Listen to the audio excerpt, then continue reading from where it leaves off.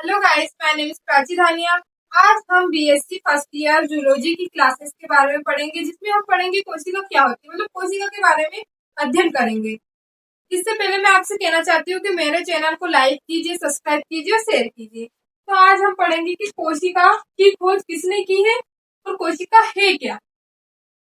तो कोशिका की खोज, कोशिका यानी सेल, तो कोशिका की खोज रॉबर्ट हुक ने सन 1665 में की थी, जब उन्होंने एक साधारण सूक्ष्मदर्शी से कार की पतली काट का अवलोकन किया। मतलब उन्होंने जब सूक्ष्मदर्शी की सहायता से कार्क को देखा। कार्क क्या होता है? कार्क एक पेड़ की छाल होती है, जिस जिनको उन्होंने सूक्ष्मदर्शी की सहायता से देखा। तो उन्होंने एक मधुमक्खी के छत्ते जैसी छोटी छोटी संरचना देखी, जिन्होंने उस संरचना को नाम दिया कोशिका या सेल। ये संरचना कैसी होती है? कोशिका कैसी दिखती है? ऐसी दिखती है।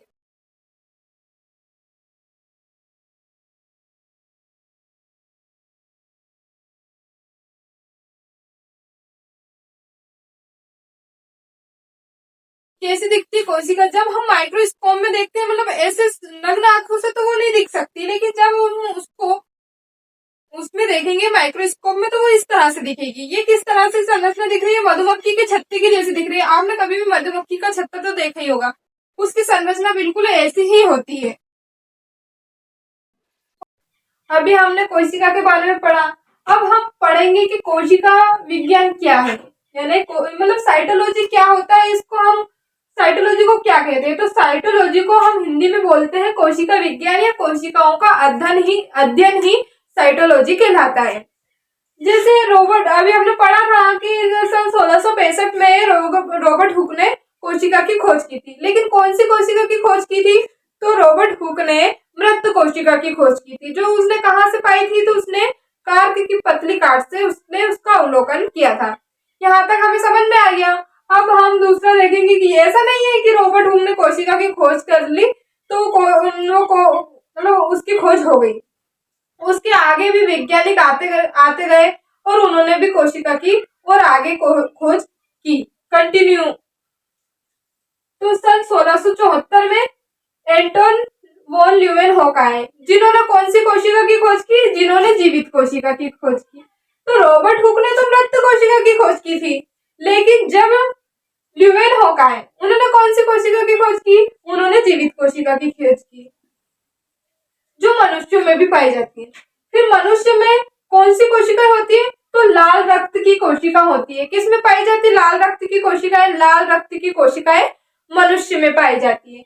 जिसके बाद 1831 में, सन 1831 में रॉबर्ट ब्राउन आए। उन्होंने कौन सी कोशिका की खोज की? उन्होंने कोशिका के अंदर, जैसे कोशिका है, कोशिका के अंदर क्या होता है? केंद्रक होता है। वो सभी कोशिकाओं में होता है, जो जंतु की होती है उसमें भी होता है, पादप का होता है, उसमें भी केंद्रक होता है। तो उन्होंने केंद्रक की खोज की। अब इस केंद्रक की जो खोज की, उन्होंने उसको न्यूक्लियस या केंद्रक कहा। किसमें होती है? ये कोशिकाओं के अंदर होता है केंद्रक। जिसके बाद यहाँ हम बताते हैं कि जैसे कि जीवन की मूल इकाई होती है। क्या होती है जीवन की मूल इकाई? कोशिका होती है। कैसे? किसी भी जीवन की मूल इकाई कोशिका होती है। जैसे टिश्यू यानी ऊतक,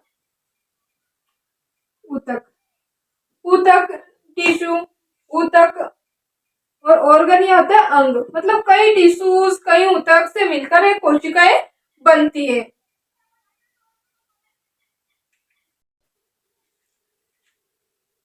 कोशिका यानी सेल, तो कोशिका यानी सेल हर जीवित प्राणी के शरीर में पाई जाती है।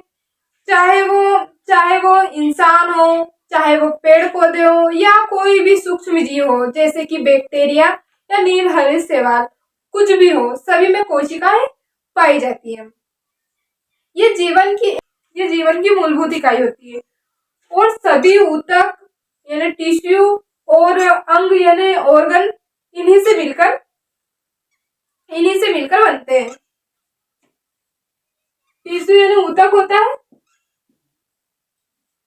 और ऑर्गन यानी अंग होता है। ये सभी इसी से मिलकर बनते हैं। जो जो समुद्र के तल से लेकर हवा की सतह तक दिखाई देती है, हर जगह मौजूद होती है। पर ये ज्यादातर इतनी छोटी होती है कि इसे हम माइक्रोस्कोप के बिना नहीं देख सकते। जैसे कोई भी जैसे पॉइंट है, इसको तो हम देख सकते हैं, अपनी आंखों से इसे देख सकते हैं, लेकिन ये इससे भी इतनी छोटी होती है कि इसे हम माइक्रोस्कोप के बिना नहीं देख सकते। हम अब पढ़ेंगे एनिमल सेल्स। एनिमल सेल्स यानी जंतु कोशिकाएं। कोशिका सभी में पाई जाती है, मनुष्य में भी पाई जाती है, पेड़ पौधों में भी पाई जाती है। तो हम भी जंतुओं के अंदर आते हैं, मनुष्य भी जंतु कोशिकाओं के अंदर ही आते हैं। तो जंतु कोशिकाएं ना एनिमल सेल्स। ये जो कोशिका है, ये जो कोशिका दिख रही है जिसकी अपर लाइन है, ये सबसे ऊपर वाली, इसको हम कहते हैं सेल मेम्ब्रेन। सेल मेम्ब्रेन क्या करती है? ये कोशिका को एक आकार प्रदान करती है। आकार मतलब कि ये इसको शेप देती है कि कौन सा शेप है। कोशिका का जो सा भी शेप होता है, जैसे पादप कोशिका का शेप ये है, अब जंतु कोशिका का शेप अलग होगा, लेकिन उसको प्रदान कौन करेगा? शेप कौन देगा? शेप देगा सेल मेम्ब्रेन। सेल मेम्ब्रेन आकार प्रदान करती है सेल को। जिसके बाद ये होती है, इसको हम कहते हैं, ये वाली संरचना दिखाई दे रही है आपको इसके अंदर, इसको है माइक्रोफिलामेंट्स। इसको माइक्रोफिलामेंट्स कहते हैं। फिर आता है लाइसोसोम्स। लाइसोसोम्स क्या होता है? तो ये वाली संरचना दिख रही है आपको, इसको लाइसोसोम कहते हैं। ये लाइसोसोम कितना होता है? तो 0.2 म्यू से लेकर 0.8 म्यू तक पाया जाता है। क्या पाया जाता है? ये जंतु कोशिकाओं में लाइसोसोम पाया जाता है। कितना पाया जाता है? 0.2 से लेकर 0.2 म्यू से लेकर 0.8 म्यू तक। फिर ये जो गल्जी बॉडी है, ये इसको क्या बोलते हैं? इसको वो बोलते हैं गल्जी बॉडी, ये वाली जो दिखाई दे रही है। अब जो एक केंद्रक है, केंद्रक को क्या बोलते हैं? न्यूक्लियस बोलते हैं। न्यूक्लियस है ये पूरा का पूरा, ये इतना बड़ा, इसको क्या बोलते हैं? इसको न्यूक्लियस बोलते हैं, केंद्रक होता है। लेकिन ये केंद्रक के ऊपर ये वाली संरचना दिखाई दे रही है आपको, पूरे में बनी हुई है, जिसमें आपको ये राइबोसोम भी दिखाई दे रहे होंगे, जिसके ऊपर ये जो चिपके हुए रहते हैं, इसको क्या बोलते हैं? इसको बोलते हैं एंडोप्लाज्मिक रेटिकुलम। किसको बोलते हैं? इसको। ये जो संरचना दे रखी है ना केंद्रक के ऊपर, इसको बोलते हैं एंडोप्लाज्मिक रेटिकुलम। लेकिन जब हम इसको बोलते हैं, इसके ऊपर कोई सी संरचना पाई जाती है, इसको क्या बोलते हैं? ये चिपके रहते हैं, क्या बोलते हैं इसको? राइबोसोम। राइबोसोम किस पे चिपके रहते हैं? ये चिपके रहते हैं एंडोप्लाज्मिक रेटिकुलम के ऊपर, जो बहुत स्मूथ होते हैं।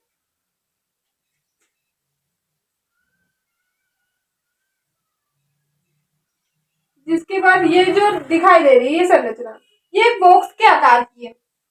किसके? पैक हुई संरचना। इस संरचना को बोलते हैं हम सेंट्रोसोम्स। क्या बोलते हैं? सेंट्रोसोम्स। ये दो है, इसको इस नाम से भी बोल सकते हैं, इसको सेंट्रोसोम्स भी कह सकते हैं।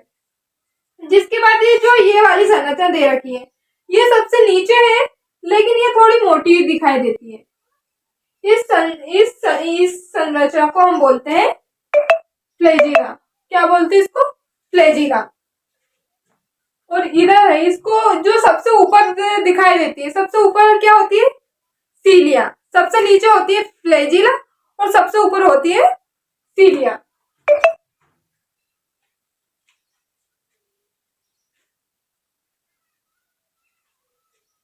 अब यह है साइटोप्लाज्म।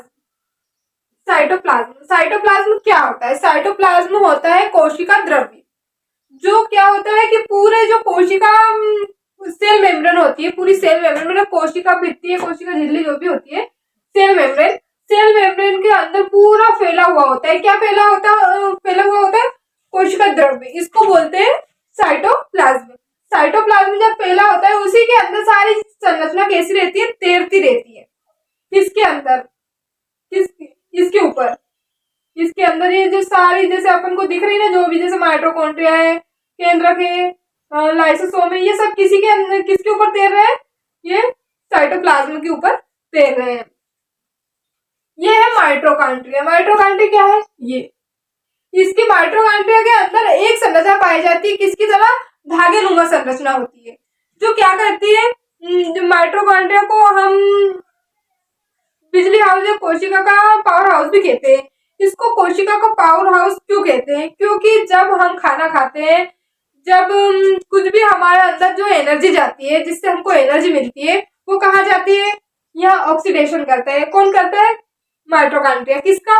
किसी भी चीज का जो हम ग्लाइकोजन है, इन सब का ऑक्सीडेशन करता है, इसलिए इसको हम कोशिका का पावर हाउस या माइटोकॉन्ड्रिया कहते हैं। और ये जो ये सेल्स है, ये जो संरचना बन रही है, इनको कहते हैं इंटरमीडिएट फिलामेंट्स। Intermediate filaments. और ये जो ऊपर संरचना है, जब मैंने आपको अभी बताई थी, ये किसमें? ये एंडोप्लाज्मिड के ऊपर कैसी रहता है? चिपका हुआ होता है उसके ऊपर, राइबोसोम। इसको क्या बोलते हैं? राइबोसोम। राइबोसोम आरएनए का बना होता है और इसमें प्रोटीन भी होता है, ये प्रोटीन युक्त होता है। बाकी ये जो संरचना है, ये तो मैंने आपको बताई दी थी कि इसको केंद्रक बोलते हैं। ये हमारा हो गया एनिमल सेल्स का पूरा डायग्राम हो गया। आप चाहे तो इसका स्क्रीनशॉट ले सकते हैं। फिर मैं आपको प्लांट सेल्स के बारे में बताऊंगी। अगली वीडियो में आपको प्लांट सेल्स के बारे में बताऊंगी।